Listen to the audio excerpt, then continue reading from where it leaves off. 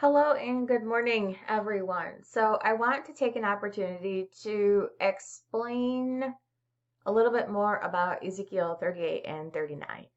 Reason being, I have gotten some questions recently, and I know that I had some questions myself, specifically about what is going on in Syria. Was in bed this morning researching on my phone and looking at specific geographical locations with regard to specific mountains and words, word usages, context a little bit, just about what's going on in Syria and or Turkey and mountains. Specifically the concept of mountains as they regard Ezekiel 38 and 39.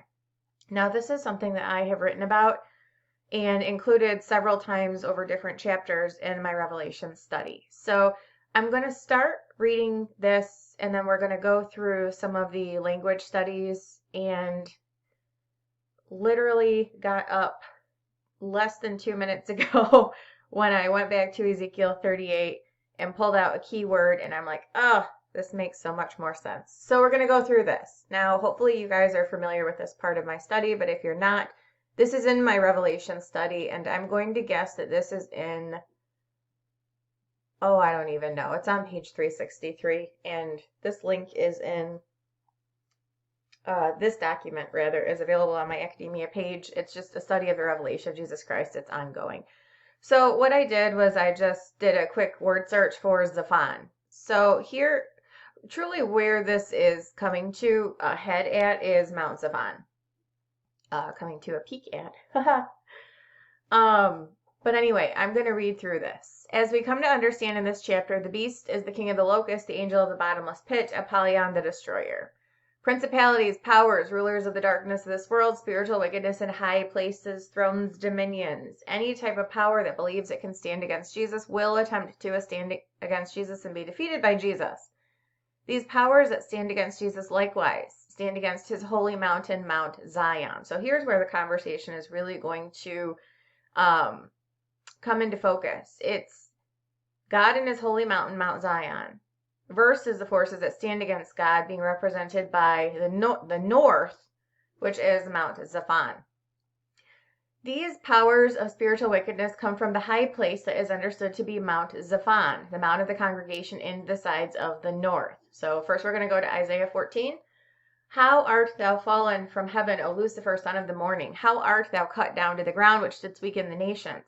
For thou hast said in thine heart, I will ascend into heaven, I will exalt my throne above the stars of God, I will sit also upon the mount of the congregation in the sides of the north. I will ascend above the heights of the clouds, I will be like the Most High, yet thou shalt be brought down to hell, to the sides of the pit. Now, if you look at this, I have a word study here just to show you that Zaphon means north. That's why it's Mount Zaphon and Mount of the Congregation, the sides of the north. It is the literal Mount Zaphon that exists. And so that was where I was Googling this morning, looking for reference material, Mount Zaphon. Where is Mount Zaphon? Well, it's actually on the Syrian-Turkish border by the Mediterranean Sea. So let's bring that up. This is just the Wikipedia page where it tells you that Mount Zaphon is Jebel Akra. And it's a limestone mountain located on the Syrian-Turkish border near the Orontes River, maybe that's how you say it, in the Mediterranean Sea. Interesting here, though. The mountain was a cult site in ancient Canaanite religion, which I'm going to talk about to you right now in my paper. And continuing through classical antiquity, it was associated with, here, has a long history as a sacred mountain, and it was considered the home of the storm god. So this is actually really interesting that in Canaanite mythology, the storm god, Baal-Hadad, I believe that's what it's called. I mean, Baal-Zephon here. Let's look at this. Yeah, so we'll just look at Baal-Zephon. Won't get too far off course, but I mean, this is all over the place, so you can research this on your own. But transliterated Baal-Zephon was an epithet of the Canaanite storm god Baal. Okay, so what I'm going to draw your attention to when we go through this is a reference to the north parts, Ezekiel 38, And, well, let's bring this up here. BibleGateway.com. Ezekiel 38. Because who is Gog? Gog from the land of Magog. People have said Russia. It's not Russia. There we go. It's not Russia. It's going to be Turkey. I think we are pretty clear on that by now, but what it says, let's find it.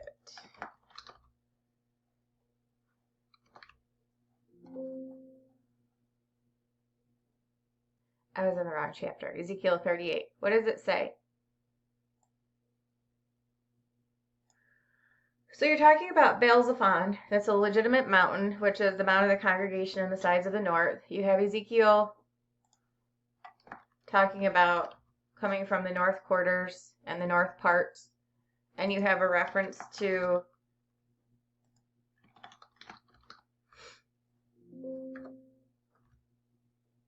them coming like a storm. So basically what this is telling you, and like I said, I'm going to go and read through my little bit in my book, in the different chapters in my ongoing book, to show you the linkages to the north parts and the Mount Zaphon. But it's just a little bit of food for thought. Like, if you're legitimately looking for a gathering place for this army of people, if that proves to be a literal interpretation, and, well, figurative, metaphorical, allegorical besides, but if it proves to be a specific location for which this army gathers, then you would expect it to be on the Syrian-Turkish border, and that is, I believe, in northwest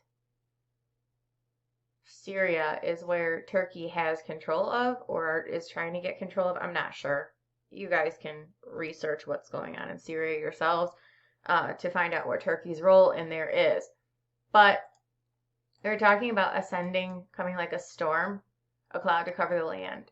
Because Zaphon is the Canaanite storm god who, let's go to Wikipedia and look it up. Anyway.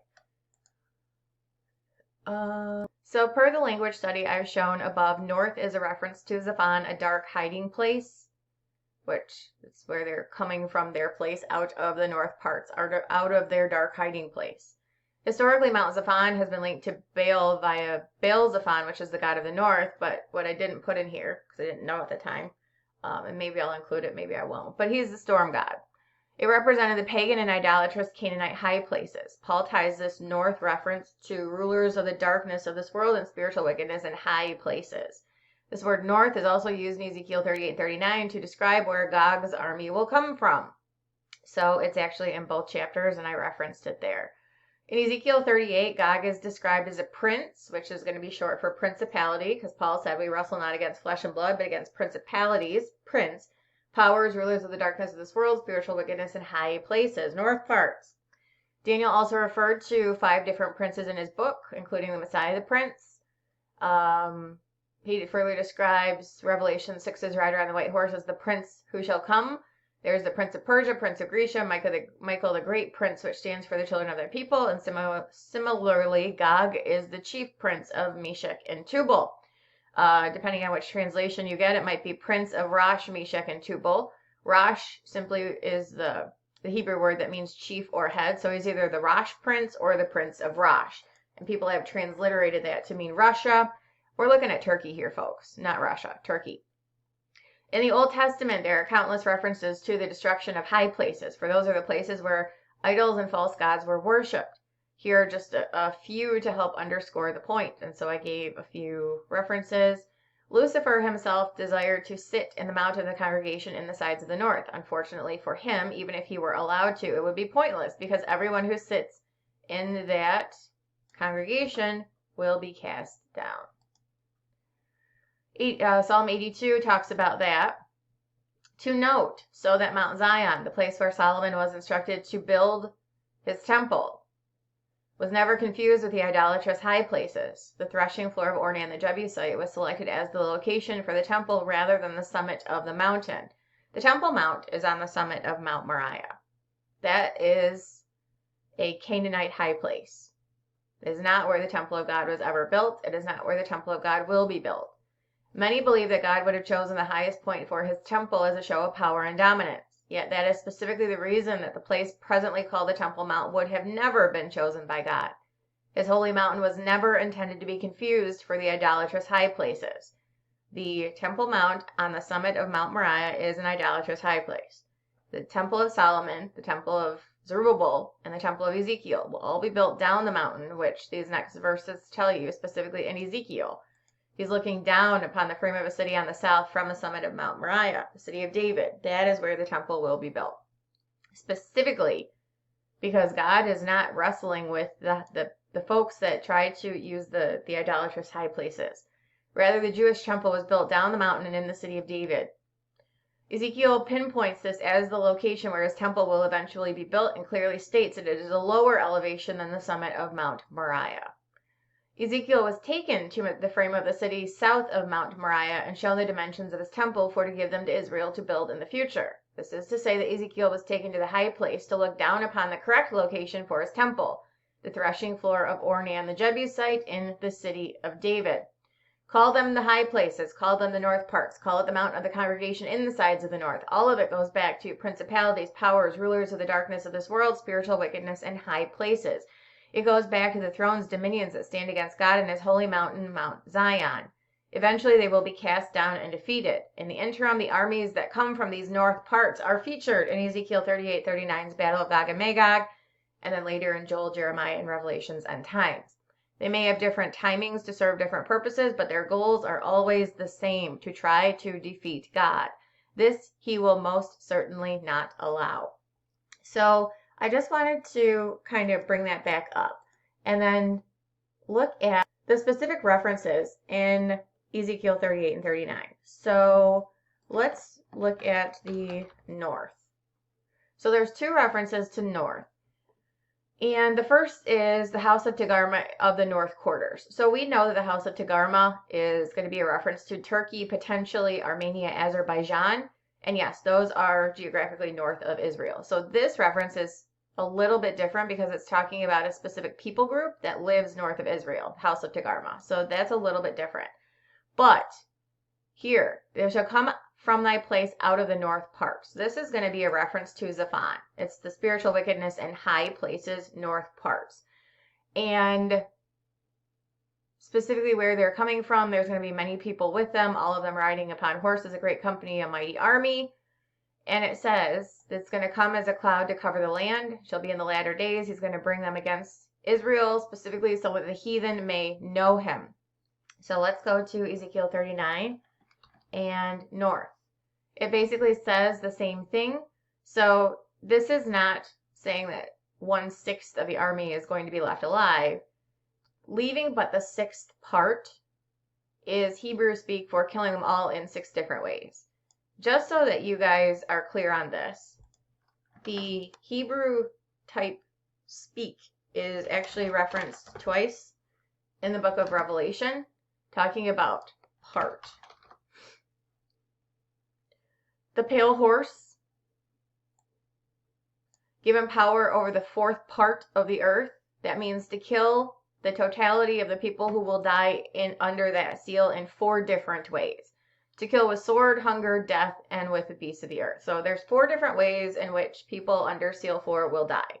And that is what the 4th part means. Now, it could also mean that there's 25% of the world that dies. It could absolutely have that dual meaning. But the 4th part means in 4 different ways.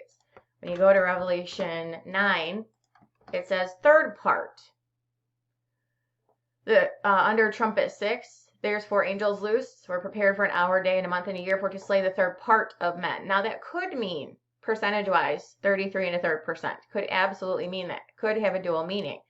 But the 3rd part is killed in 3 different ways. By fire, by smoke, and by brimstone, which issued out of their mouths. So 3rd part means in 3 different ways. 4th part means in 4 different ways. And 6th part means in 6 different ways. And those 6 different ways are mentioned in Ezekiel 38. I will plead upon them with pestilence, with blood, and with overflowing rain, and great hailstones, fire, and brimstone. But there's 6 different ways. Where is it?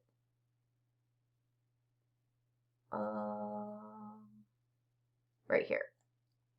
With pestilence and blood, I will rain upon him and upon the many bands that are with him, overflowing rain, great hailstones, fire, and brimstone. Oh, that's all of them. Okay. 1, 2, 3, 4, 5, 6. So there's 6 different ways in which the army is killed. So understanding that there are some people that say that, well, no, 1/6 of them will live. No, there's 6 different ways in which the army will be killed, and that language is replicated two times in the book of Revelation.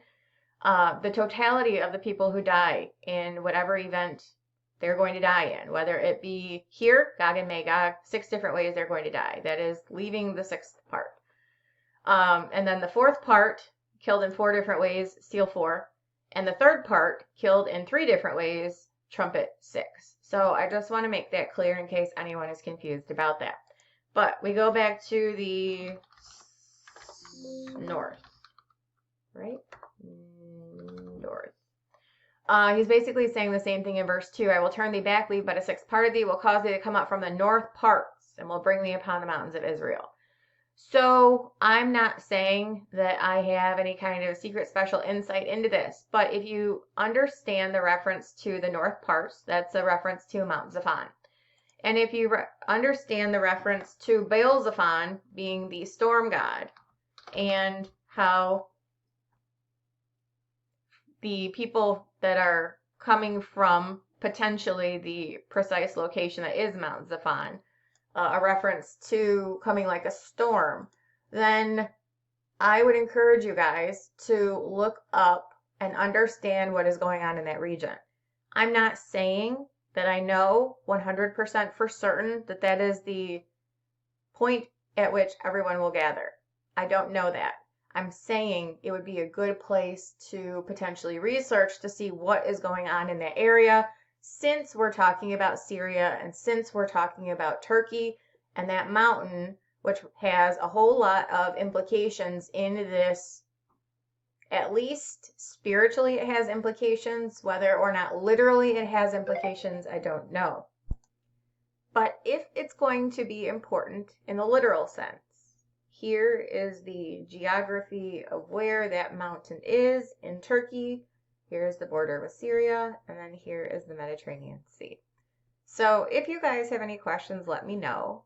I don't know how much help I will be able to be, but I'm just pointing this out because it is interesting. Have a good day.